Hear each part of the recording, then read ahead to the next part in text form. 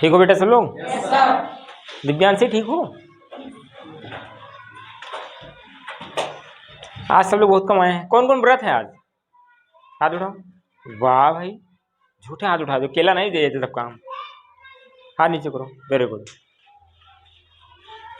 और कौन कौन नहीं है? ठीक, वेरी गुड। कौन कौन 9 दिन का है? अकेले, वेरी गुड। ठीक है। कल हम लोग पढ़ रहे थे सामाजिक विषय पढ़ने के क्रम में। कल हमने पढ़ा था पर्वत। कितने टाइप के पर्वत पाए जाते हैं? 3। कौन कौन से? वलित, भ्रंशोत, ज्वालामुखी पर्वत। इतना ही तो है, देखो याद हो गया सबको, है ना। उसके बाद हमने कहा था पठार पढ़ेंगे। क्या पढ़ेंगे? पठार के बाद कहा था भारत के बारे में पढ़ेंगे, लेकिन भारत में थोड़ा सा और समझाना है, लंबा टॉपिक है, तो समय चूंकि है नहीं आज आपके पास में, तो आज थोड़ा दूसरा टॉपिक पढ़ लेते हैं। पठार पहले खत्म कर लेते हैं। पठार को इंग्लिश में कहते हैं प्लेटियस। क्या कहते हैं? पठार उठी हुई एवं सपाट भूमि होती। क्या होती है? उठी हुई एवं सपाट। यह आसपास के क्षेत्रों से अधिक उठा हुआ होता है। जो आसपास का क्षेत्र होता है उससे ज्यादा ही उठा हुआ होता है। पठारों की ऊंचाई कुछ 100 मीटर या मतलब कुछ 100 मीटर से लेकर कई हजार मीटर तक हो सकती है।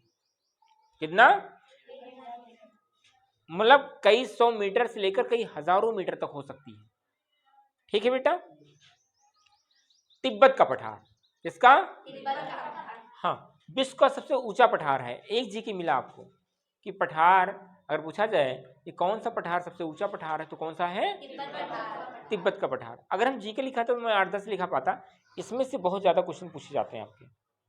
तिब्बत का पठार सबसे विश्व का सबसे ऊंचा पठार है, जिसकी ऊंचाई माध्य समुद्र तल से मतलब मीन सी लेवल से, समुद्र के बीचों बीच अगर कहा जाए, वहां से 4000 से 6000 मीटर तक है।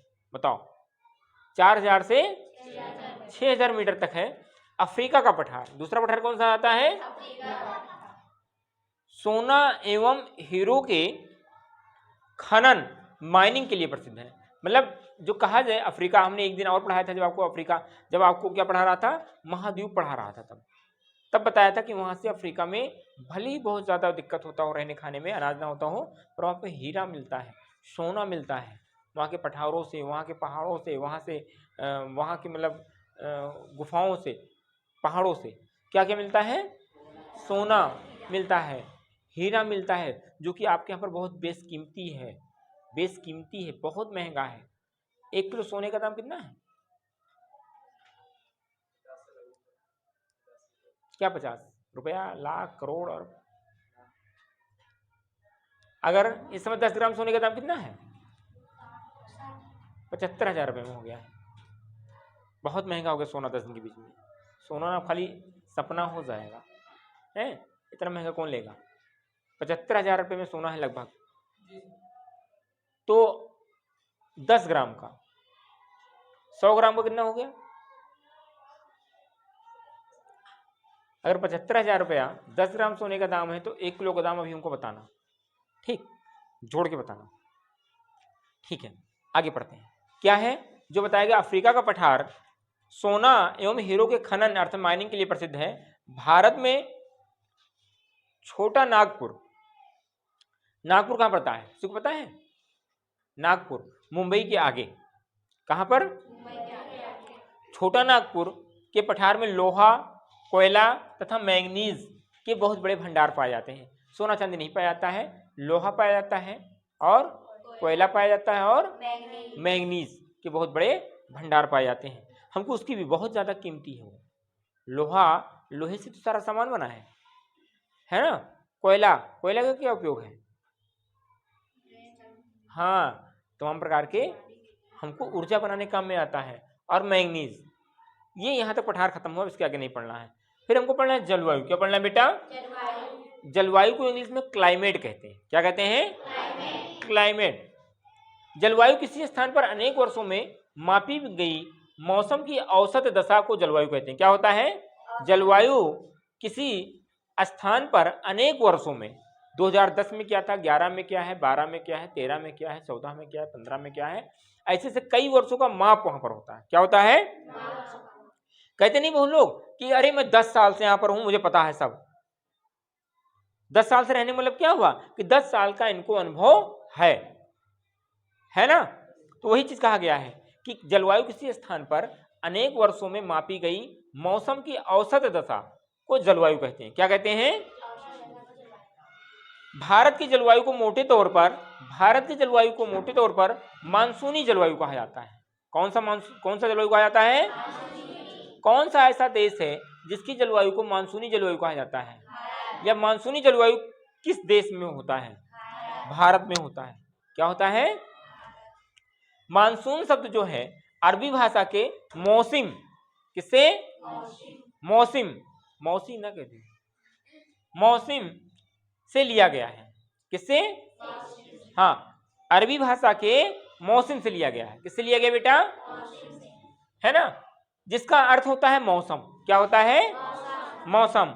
भारत की स्थिति उष्ण कटिबंध, हमने कटिबंध पढ़ाया था आपको, है ना, ट्रॉपिकल रीजन में होने के कारण अधिकतर वर्षा मानसूनी पवन से होती है। किससे होती है? मानसूनी। अभी देखो खूब गर्मी होगा, फिर उमस होगा, जहां पर उमस हुआ वहीं पर बारिश होना शुरू हो जाएगी।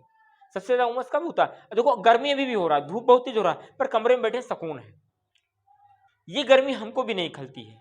पर जो जुलाई अगस्त वाला, धूप भी नहीं निकलेगा पर मौसम बहुत उमस वाला रहेगा, उसमें इस कमरे में बैठने में आफत हो जाएगा। चाहे जितना पंखा लगा दो कि पंखे का हवा ही नहीं लगना शरीर में। अभी क्या हाल है, या ठंडी में क्या हाल होता है, पड़ोसी के यहाँ भी पंखा चल रहा, फराटा आवाज है तो हमको यहाँ पर ठंड लग रही है, लगता है कि हमारे घर में चला है कि नहीं है, इतनी ठंडी होती है। तो क्या होता है, अधिकतर वर्षा मानसूनी पवन से होती है। भारत में कृषि वर्षा पर निर्भर है। यहाँ पर जो है कृषि अभी देखो वर्षा में जब बारिश का मौसम आता है तो कौन सा खेती होता है? धान का। और धान की लगभग 70% खेती जो होती है बारिश पर अर्थात पानी पर ही डिपेंड करती है। भाई अगर उसको वो क्या कहते हैं, बियाड़ अगर उगाना है तो पानी तो चाहिए उसमें, पहले उसको पहले गीला करते हैं, फिर जिस खेत में बोना उसमें पूरा गीला रखते हैं, जिसका कहा है ओधाई, नहीं पता है? ठीक, अब से ले जाओ सृष्टि ने, अब जब जोक पकड़ेगा इतना बड़ा तब कहेंगे अरे बा मम्मी भागो। ठीक है, किसी स्थान की जलवायु उसकी स्थिति ऊंचाई, ठीक है, अल्टीट्यूड तथा उच्चावच रिलीफ पर निर्भर करती है। सबसे अधिक वर्षा मेघालय में स्थित मौसिनराम में होती है। कहां पर होती है? पहले कहां होता था? चेरापूंजी। अब कहां पर होने लगा है? मतलब इतना पानी की बारिश में तो घर वर सब डूब जाता है, बहुत दिक्कत। कहा नहीं कि हम लोगों का जन्म बहुत ही अच्छी जगह पर हुआ है, बहुत किस्मत वाले हैं हम लोग। पैसा होना ही नहीं होता कि सर जी पैसा नहीं हम लोग हम गरीब हैं, ऐसा चीज नहीं है। लोग ये तो है ही नहीं, लोगों को ये भी दिक्कत रहता है कि प्रकृति से वहां दिक्कत रहता है। जापान में जन्म ले लेते तो वहां पर भूकंप भी आता है, सुनामी आता रहता है वहां पर, है ना। अफ्रीका में जन्म ले लेते जो सब गुरहार हो सब कहा तो वहां आटो धूर लगा हमरे, वहां पर काले काले भूत की तरह नजर आते सब, को देखा तो उसे डरा जाता। तीसरा चीज खाने को मिलता ही नहीं वहां पे, खाने को धूप गर्मी इतनी कि क्या पता मैं, जो तनी अगर कह दो अरे बाप दुपट्टा रखो सर पर, है ना, बहुत ही ज्यादा परेशानी। अपने यहाँ पर क्या है, मौसम बहुत अच्छा है, 4 महीने की गर्मी, 4 महीने की बारिश और 4 महीने की, तीनों का मजा लेते हैं। वहां के लोग केवल गर्मी, अमेरिका में चले जाओ खाली खाली ठंडी, कश्मीर में चले जाओ तो ठंडी ठंडी वहां पे। समझ आ रहा है कि नहीं आ रहा है? मतलब आदमी परेशान, ज्यादा ठंडी में तो दिक्कत होता है। अभी देखो जनवरी और दिसंबर में क्या होता है, धूप कहाँ निकला है, धूप छत पे छोड़ो, पेड़ के हुआ फुनगा सब बैठ रहा हो, तो अब धूप निकलेगा, है ना। कहाँ तक होता है कि धूप को भी लोग ठंडी में क्या वहां से शुरू करते थे खेदना, और यहाँ गेट तक खेद आते थे कुर्सी लेते लेते। अब धूप हमको खेदेगा कहाँ से, वहां से खेदते खेदते बाग में पहुंचा देगा वहां पे, है ना, कि जाओ बगिया में, यहाँ मुंह से आएगा तो फिर घर भागना पड़ता है। तो समय समय की बात है, मतलब हम लोग बहुत ही किस्मत वाले हैं कि हमारे यहाँ पर ना ही ज़्यादा बाढ़ होता है, ना ही ज़्यादा सूखा पड़ता है, ना ही ज़्यादा ठंडी पड़ती है। ठीक बेटा, ये हमारा खत्म होता है। इतना ही हमको जलवायु के बारे में पढ़ना था। बाकी कोई आप में इम्पोर्टेंट, मैं एनसीईआरटी से सारा सब कुछ पढ़ा रहा हूँ आपको। एनसीईआरटी जो कि एनसीईआरटी क्या होता है, एनसीईआरटी जो होती है, जितने भी सारे क्वेश्चन बनेंगे आपको एनसीईआरटी की किताब से ही बनेंगे। ठीक है बेटा, अब पढ़ना था हमको भारत के बारे में, पर थोड़ा सा वन्य प्राणी के बारे में पढ़ लेते हैं, वाइल्ड लाइफ के बारे में। तो वन्य है, वन नहीं है, वन नहीं है, वन मतलब फॉरेस्ट नहीं है, वन्य है, वाइल्ड। विभिन्न प्रकार के वन्य जीवों का निवास स्थान होता है, विभिन्न प्रकार के वन्य जीवों का स्थान, निवास स्थान होता है उसी में हाथी, चीता, भालू, हिरन, पिंकी, सृष्टि है।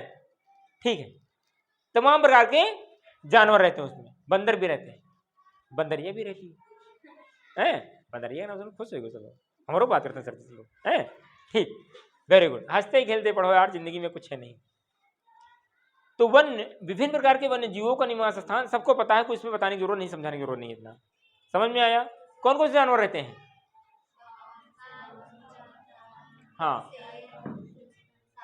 हाँ, सांप भी रहता है ना, बिच्छू भी रहता है, और फेटारा भी रहता है, हाँ, किंग कोबरा। ठीक है, वेरी गुड।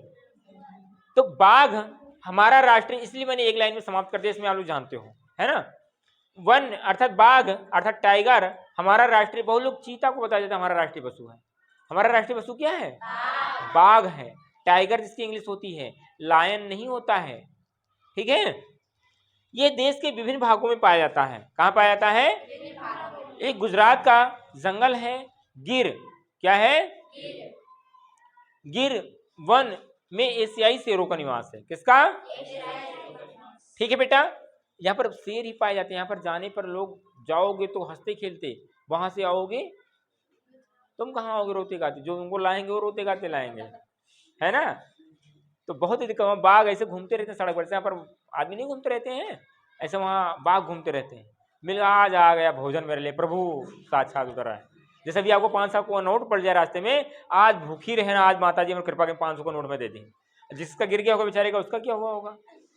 है वो तो सौदा लाने आया होगा, बेचारा गिर गया, यहाँ से छुच्छा रोते हुए गया होगा, घर गया होगा, तमाम सबको चोरी भी लगाया होगा। पर आपने कहा आज हम भूखी रहें और माता जी प्रसन्न हो गए, लो 500 रुपये जाओ तुम ले। समझ में आया कि नहीं आया? तो ऐसे ही जहां पर एक तरफ दुख है, वहां पर बाघ को तो लगेगा कि आज भोजन मिल गया, आज भगवान ने सुन ली, भगवान घर में देर है अंधेर नहीं, आज देखो भोजन हमको परोस दिया गया। लेकिन जिसकी जान जाएगी उसके जी से पूछो, जो वहां पर खड़ा रहा होगा। ठीक, तो एशियाई शेरों का निवास है कहाँ? गुजरात के गिरिवन में, है ना। हाथी तथा एक सींग वाले गैंडे असम के जंगलों में पाए जाते हैं। अच्छा, प्रश्न पाया जाता है कि बेटा ये बताओ कि सबसे ज्यादा बाघ कहाँ पाए जाते हैं, शेर कहाँ पाए जाते हैं? हाँ, एशियाई बाघ कहाँ पाए जाते हैं? गुजरात के गिरिवन में। समझ में आया बेटा? हाथी तथा एक सींग वाले गैंडे, एक सींग वाले, यहाँ 12 सींग नहीं, एक सींग। हाँ हाँ अगर तुम लोग अपना ये बना के जूड़ा खड़ा कर लो इसको, तो वही वाला होगा, है एक चोटी वाला। ठीक है, एक सींग वाले गैंडे असम के जंगलों में पाए जाते हैं। कहाँ पाए जाते हैं? असम के। हाथी केरल एवं कर्नाटक में मिलते हैं। हाथी कहाँ मिलते हैं? बहुत उत्पाद मचाते हैं, जैसे आपके यहाँ बंदर मचाते हैं, परेशान हो जाते हैं। जैसे बंदर आएगी 20-25 मिला, अब हिम्मत नहीं आएगी जाए उधर, है ना। मान लो उधर आएगी तो अब घर से कमर बहरे कैसे निकली। तो ऐसे वहां पर हाथी, और हाथी बंदर को मान लो एक डंडा मारो तो मान लो जीत जाओ, हाथी से जीत पाओगे? हाथी जाओगे है ना, तो काम तमाम। चिंगाड़ते हुए चिल्लाया वो, तो वहां पर क्या होता है? सबसे ज्यादा केले की खेती होती है। किसकी होती है? और वही केला खाने वो लोग आते हैं हाथी लोग। तो केले का वहां पर जंगल, जैसे आपके प्रधान गेहूं गन्ना नहीं बोया जाता है, ऐसे वहां पर केले की खेती होती है। केला बहुत भारी मात्रा में होता है। इससे आप लोग का तो साण आवाज है, सब चलेगा, हमारा नुकसान होगा वो। तो वो आते हैं, खाएं कम, पर जहां पर जैसे केला हल्का वैसे पौधा होता है, और जहां हाथी से गए 4-5 हाथी, तहां तो पूरी खेती नष्ट। और उनसे क्या होता है? आप जीत की लाठी मारे थोड़ा भागे हैं, कि लाठी मारने भागेंगे, समझे कि नहीं? बहुत नुकसान करते हैं। तो कहाँ पाए जाते हैं? केरल और कर्नाटक में भी मिलते हैं। ऊंट, बैग हटा लो, कौन रास्ते में रखा बीच में, ऊपर रखो। ऊंट भारत के रेगिस्तान तथा जंगली गधा कच्छ के रेत में पाए जाते हैं। कौन, कहां पर पाए जाते हैं? कच्छ। कच्छ कहां पड़ता है? कच्छ कहां पड़ता है? गुजरात में पड़ता है। Very good. कहां पड़ता है? वहां पर रेगिस्तान ही है। कच्छ के बाद में ही पाकिस्तान की सीमा आ जाती है, वहां से पाकिस्तान लगने लगता है। तो कौन, गधे पाए जाते हैं, लेकिन आप वाले नहीं, जंगली वाले गधे, है ना। हाँ, जंगली गधा, ध्यान रखना है, सब चीजें पूछा जाता है। और ये कहां पाया जाता है? ऊंट भारत के रेगिस्तान, और भी सहारा का मरुस्थल बताया था हमने, जो कि अफ्रीका में होता है, वहां पर नहीं, भारत के रेगिस्तान में पाए जाते हैं।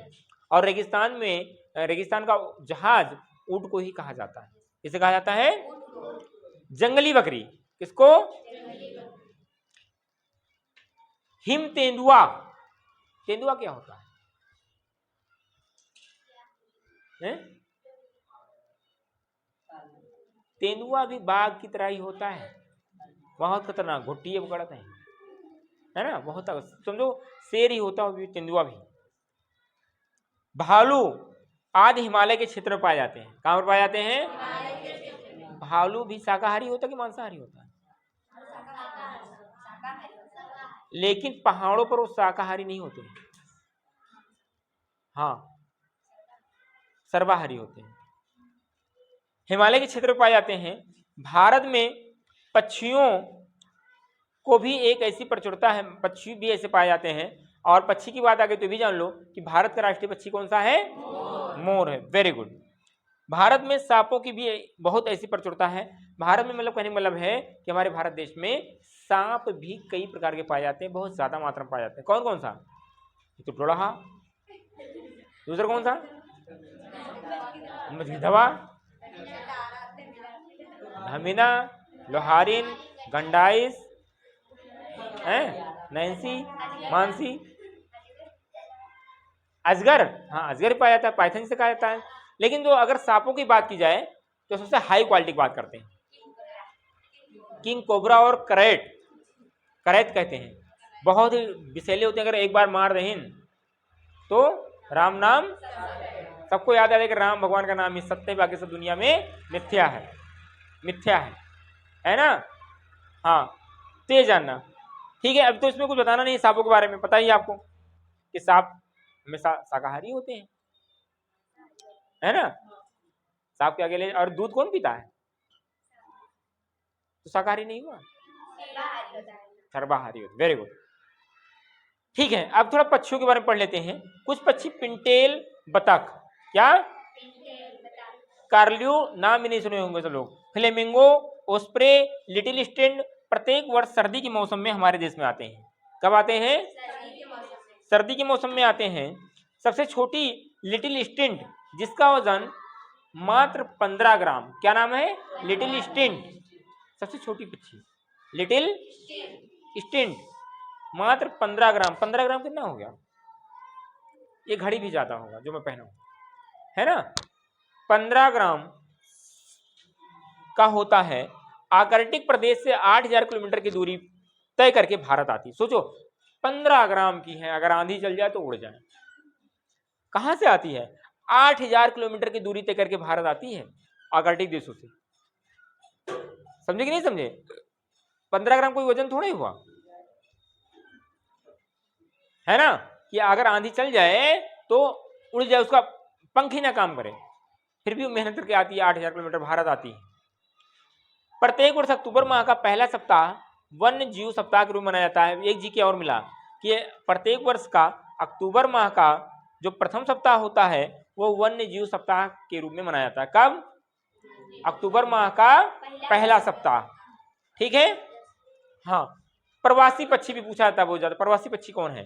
पेल्किन, साइबेरियन सारस, स्टोर्क, फ्लेमिंगो, पिंटेल बत्तख, वही वाला इत्यादि प्रत्येक वर्ष सर्दी के मौसम में हमारे देश में आते हैं। साइबेरियन सारस, सारस जो होता है साइबेरिया से दिसंबर के महीने में आते हैं तथा मार्च के आरंभ तक पहुंच जाते हैं, ठीक है। तो समझ में आया? आज की पढ़ाई सस्पेंड होती है, एक बार पढ़ लेना इसको, क्योंकि आपको टॉपिक में है इसलिए हमको पढ़ाना पड़ रहा है और उसको पढ़ना बहुत जरूरी है। एग्जाम में बहुत ज़्यादा पूछे जाते हैं इससे क्वेश्चन, और इसके बाद में आपका भी मैथ क्लास स्टार्ट होगा। ठीक, तब तक के लिए पानी